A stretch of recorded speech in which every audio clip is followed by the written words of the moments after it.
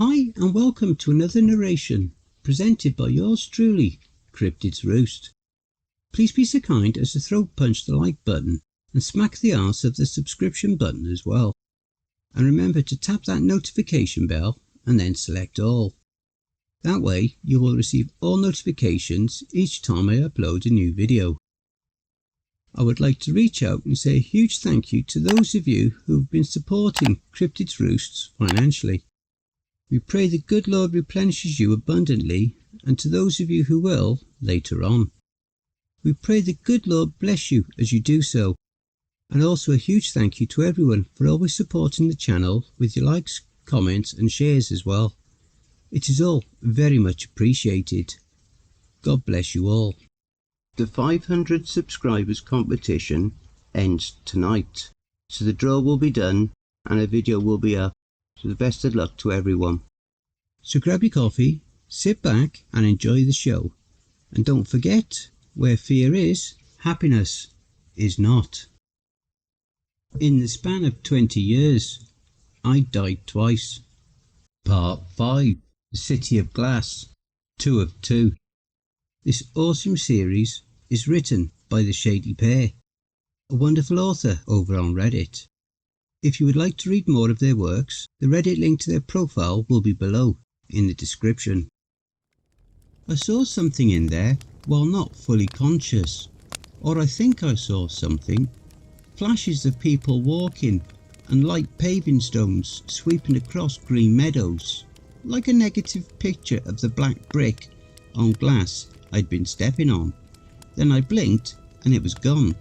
Not much of a dream, to be honest. Not one of mine. No one in that dump wears khakis. Might be one of Don's then. I opened my mouth, but the voices continued before I could speak. I can ask him to take them back, Don, the next time we talk, if that's what you prefer, though it may take a while. When I woke up, I was lying on a bench, the wood as black as the brick below. My feet were propped up on the bench's armrest, and I just focused on pulling air into my lungs while trying to ignore the pain rooting up my legs. I was in some sort of patio.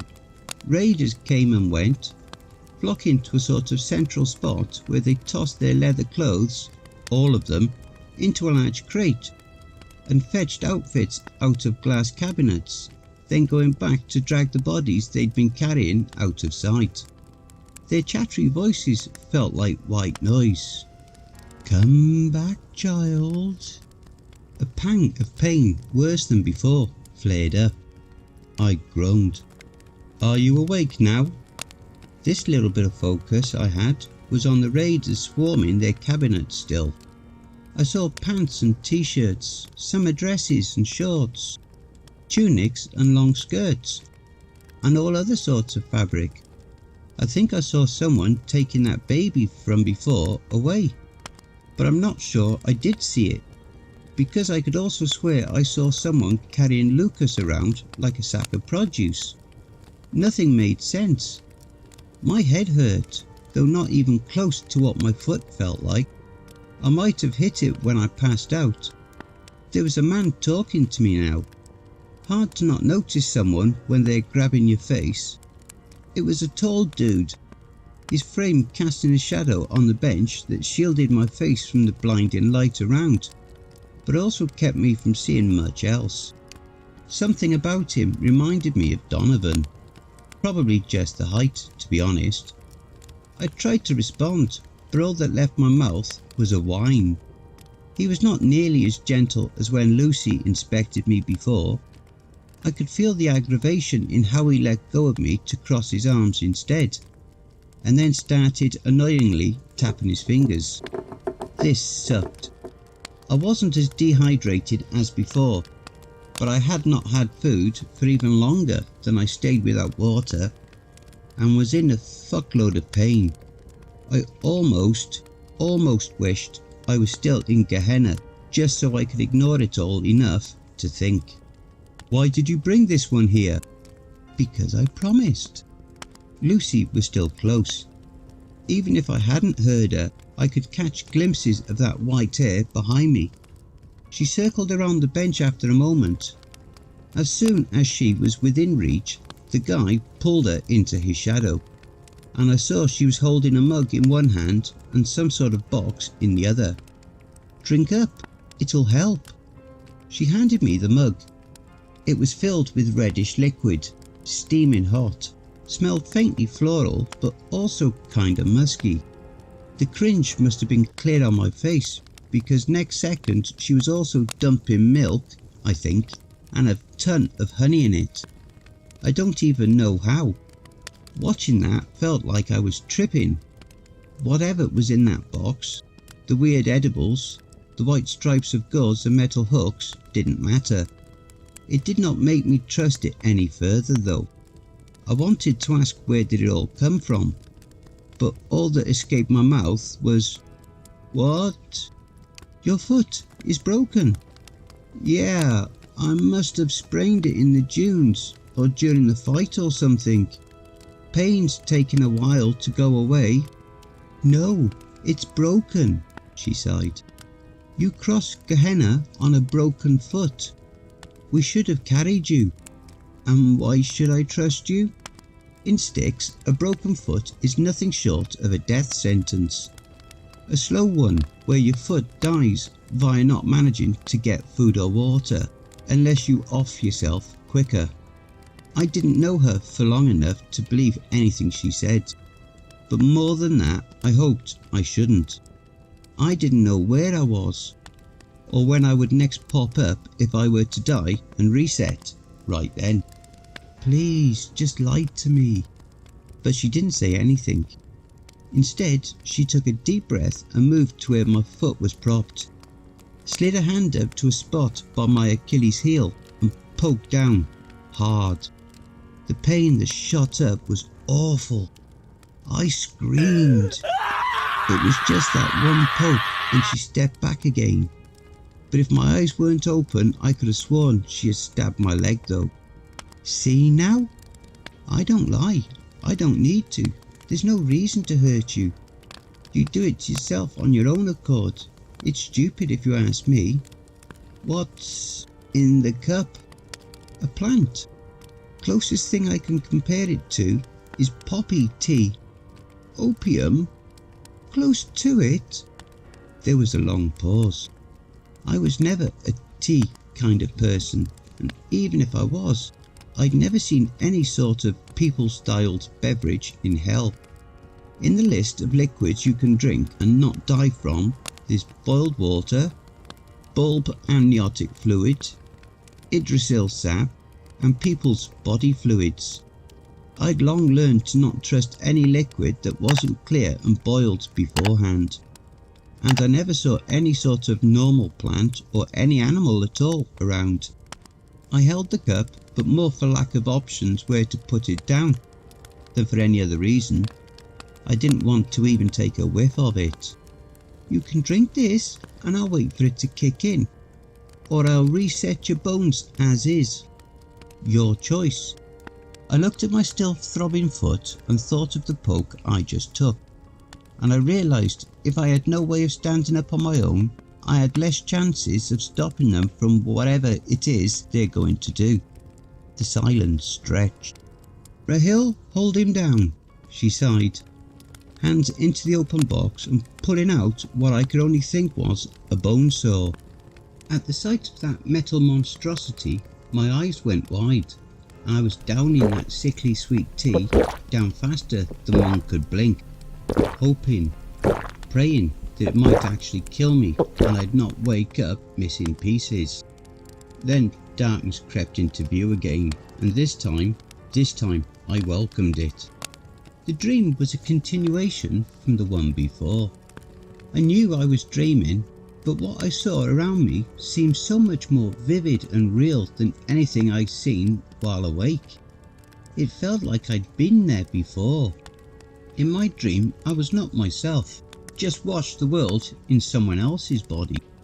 I walked on a road paved in white stones, following its curves and twirls through a green meadow seemingly without end. There were trees full of fruit and the sound of chirping in the distance. But I didn't hunger or want for anything. The air smelled of lavender, and a gentle breeze brushed my face and played with my hair. I knew where every bird was perched and where every fruit was growing. Everything was in its place, perfect and stiff. It fills me with unease. Someone joined me on the road. I barely acknowledged it, since he was already meant to. "Father is calling for you. He's made a gift." "That always makes me nervous," I sighed. "What for?"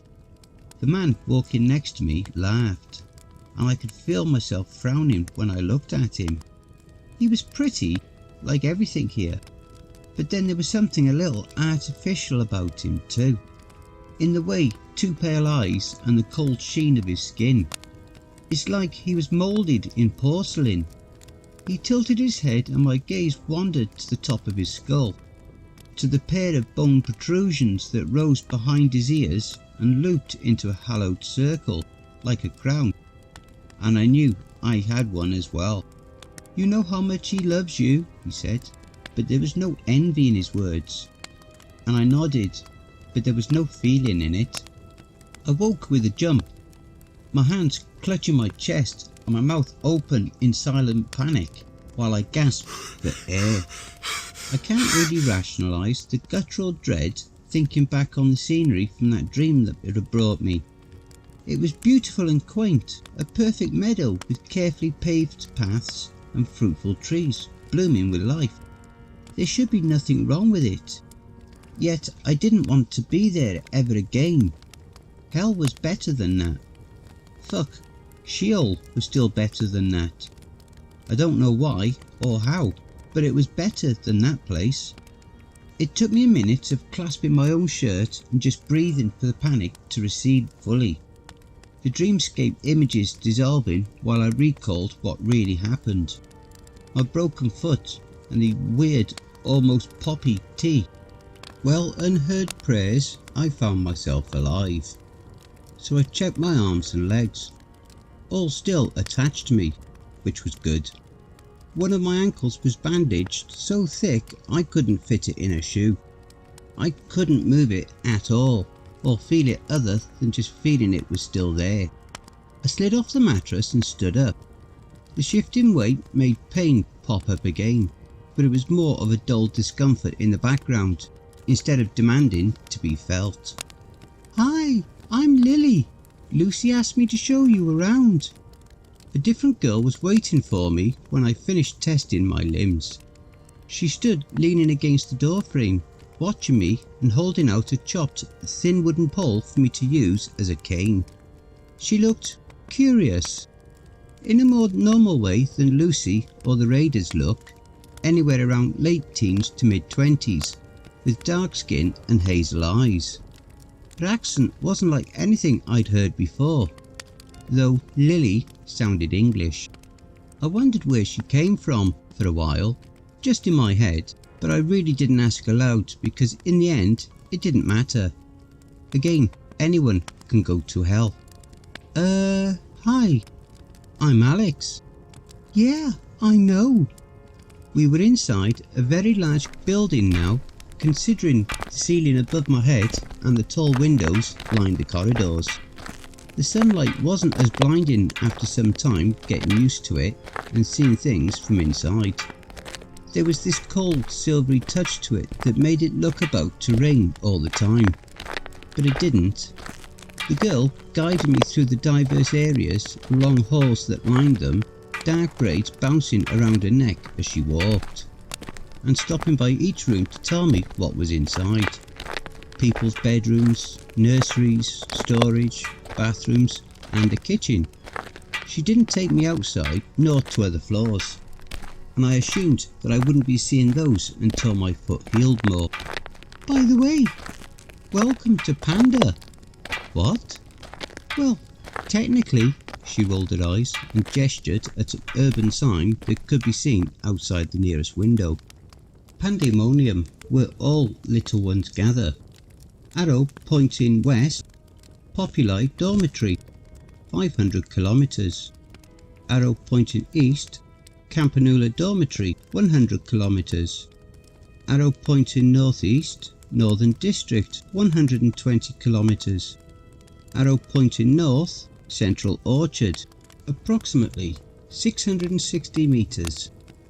The name's Pandemonium, but Panda is cuter. Don't forget, if you enjoyed that story, be sure to pop over to the author's Reddit profile and drop them a line, or even give them a glowing review. I'm sure they really would appreciate it. The link to their Reddit profile will be below in the description. Please be so kind as to throat punch the like button and smack the ass of the subscription button as well. And remember to tap the notification bell and then select all. That way you'll receive all notifications each time I upload a new video. Oh, and don't forget to share the video far and wide. This will all help with YouTube's algorithm and will help to promote this channel more. And don't forget to check out the merch store. The link will be in the description and also in the video thumbnail. And if you would like an honourable mention, send in a snapshot of yourself with your purchase and I'll feature it in one of the videos. I now have my very own subreddit community where you can submit any stories you've written. You can submit your stories or encounters either there or send them to cryptidsroost@gmail.com.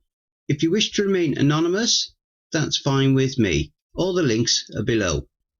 I also have a Facebook group, Twitter, Reddit, and you'll also find me on Discord. If you would like to support this channel and help make it grow, my PayPal is paypal.me/cryptidsroost. Again, that will also be below. And don't forget, where fear is, happiness is not.